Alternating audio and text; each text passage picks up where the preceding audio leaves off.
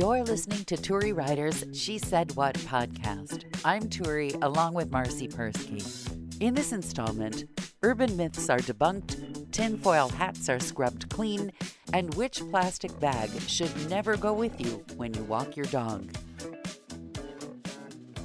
So the tinfoil hat thing, yes, if I remember correctly, was supposed to be the people who thought that they were communicating with aliens.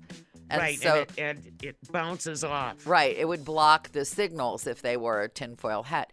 But weirdly, and this is something I learned from a medical doctor who used to host a late night radio show, he used to make a big joke out of the fact that the crazy meth dens had tinfoil on all the windows. Because that's part of the mething, you get paranoid. And I never had noticed tinfoil on anybody's windows. And then all of a sudden I started looking. And when I had seen foil on the windows, I just assumed that was their way of, making up for the fact that they had lousy storm windows or good air conditioning or bad air conditioning. It never occurred to me that it was a tinfoil hat thing. As long as I'm on the subject of completely paranoid fixations like tinfoil hats, but having nothing actually related to do with tinfoil hats, is it true that earwigs actually will go in your ear? You know what? I would never, ever in my life investigate such a thing. That's what the internet is for. I would be awake. I would be awake every night. That's what waiting Snopes for a is friggin' for. Earwig to go into my ear. That's what Snopes is for. All those myth busting sites. Right here. We're gonna look right now. I'm gonna look right now. My brain is very susceptible. I want to know. Okay, I'm asking Snopes.com. If earwigs can go into your ear.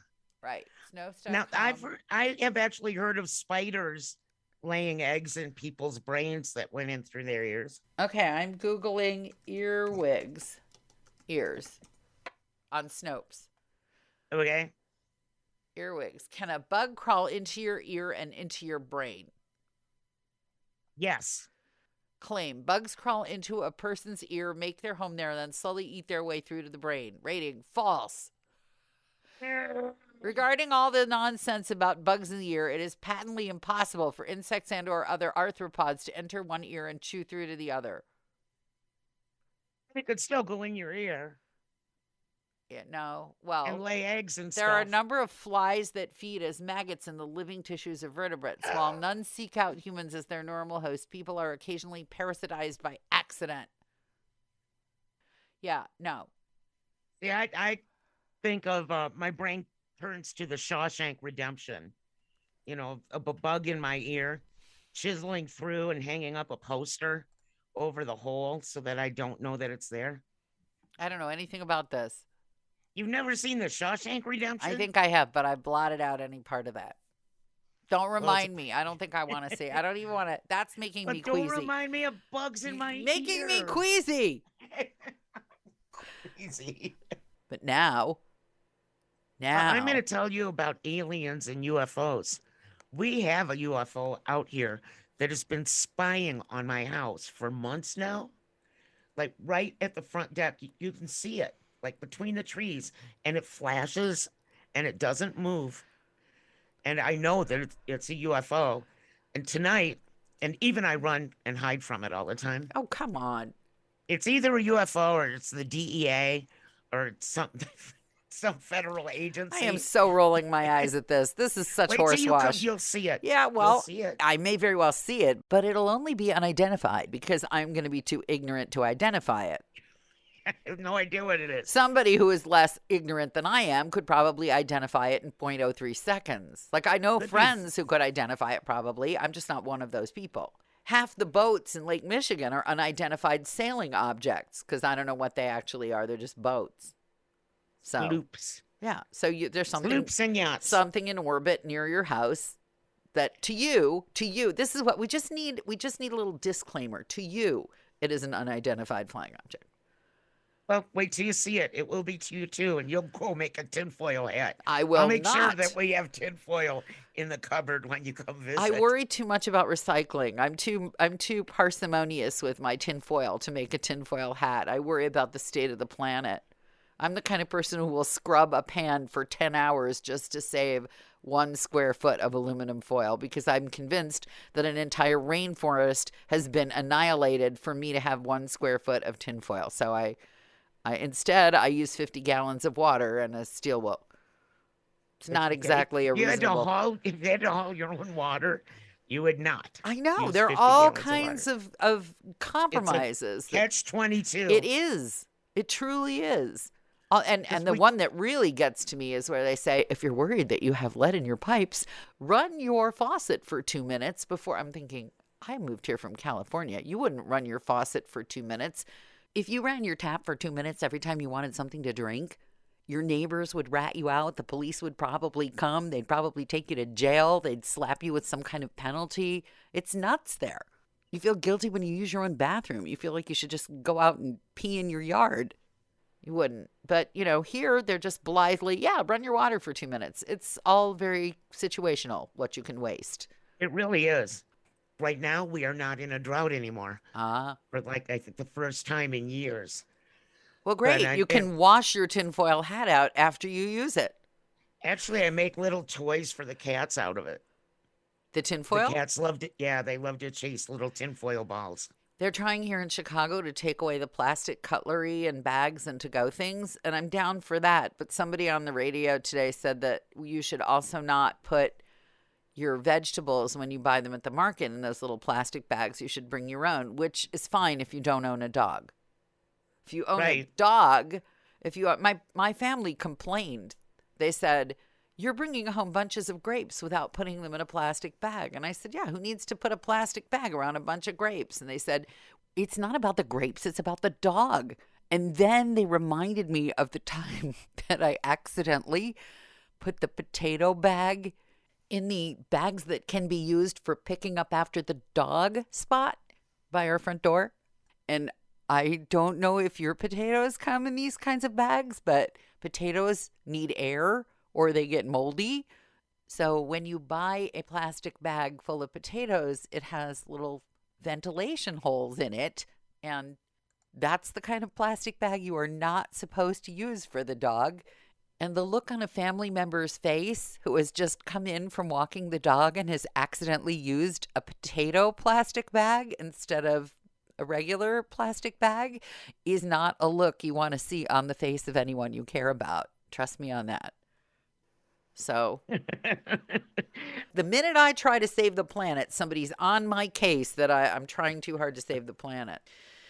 We try in our own little ways out here. I'm sure that you do. I'm sure you do. And you're saving it. I'm looking at you on the Zoom and you're actually starting to visibly look nervous. I'm going to go hang out with Eve and go through everything that I packed and make sure I didn't forget anything. You will, so don't sweat it. True. They have stores in Denver, so don't sweat it. I know. I asked Frankie today. I said, should I go get money from the bank? And he said, why? And I said, well, so I have money to spend in Denver. And he said, they have banks there. Yes, they do. They have money in Denver, believe it or not. They do. Yeah. What time tomorrow do you leave? 8 a.m. Eek. We fly at 10. Oh, you leave your house at 8 a.m. Yeah. Oh, I thought you had to be at the airport at 8 a.m. No. What do you think you'll do in Denver? I look at stuff, chill, go places in a mask. I got almost offered a job. Have you ever had those situations where they interview and everything's going great and then something totally beyond your control happens and there goes your job? Yes. That's what happened to me in Denver. They flew me out. They loved me. They actually made me an offer. And then he never knew that he did this, and I'm pretty sure it would not have broken his heart at all. But Rush Limbaugh wrecked my job in Denver. Because at that time, Rush Limbaugh, who was probably more popular than God and the Beatles, raised his prices. And they're like, oh, sorry, that was the budget for your show. Like the whole salary? Yeah, he took it all. Sorry. Yeah, I got hired right when I got out of college. I got hired by an alternative station in Madison, Wisconsin. Oh, I know that station. Yeah. And the station was sold. a week before I was supposed to move and start my job. Yeah, I So, think a yeah. lot of us have. I have a bunch of those. I have the one where I got to California and then they turned off my radio station the day I bought my house. Yeah, there are a lot of those. No fault of your own, and your job just gone. Yep. I don't think too many other occupations have that happen. I don't think so either. At least not that often. Yeah. And radio, at least back when I was doing it, it was such a fluid job with its stations being bought and sold and contracts and everything else.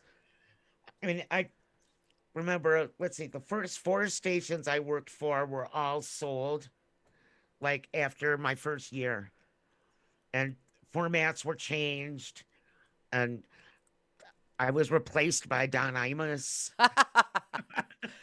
Well, I suppose people have been replaced by worse. Yeah. Trained Yeah, sheep, that'd be worse.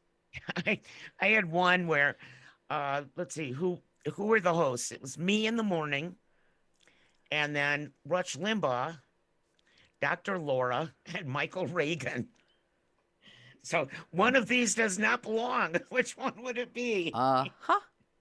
Yep. That's how it went. And then they would try and make you match the other people on the air. Can you sound a little more like Rush Limbaugh? No, actually I couldn't if I tried. But thank you for asking. The last thing I'd want to do. Thank you for asking. Good old radio. Yeah, I kind of miss it, but kind of not. I was talking to somebody today who's still does research for the industry, and he started talking about, and I didn't know if I should be insulted or not. He had just read my book. So he started telling me that I should be doing other things and not radio, as if I haven't had plenty of time to think about other things I would like to do, including write the darn book. But it's interesting to have somebody tell you that you should be doing other things. That's like, you don't want to date that guy. You know what guy you want to date. Even though, unfortunately, in my case, it was usually a guy wearing some version of a tinfoil hat. Thanks for listening to Turi Ryder's She Said What podcast. If you'd like to do us a great favor, please leave us a good review wherever you hear this podcast. You can follow us on Instagram at Turi Ryder's She Said What. And you might also enjoy my book, She Said What? A Life on the Air, which you can find any place you buy your books or on Amazon.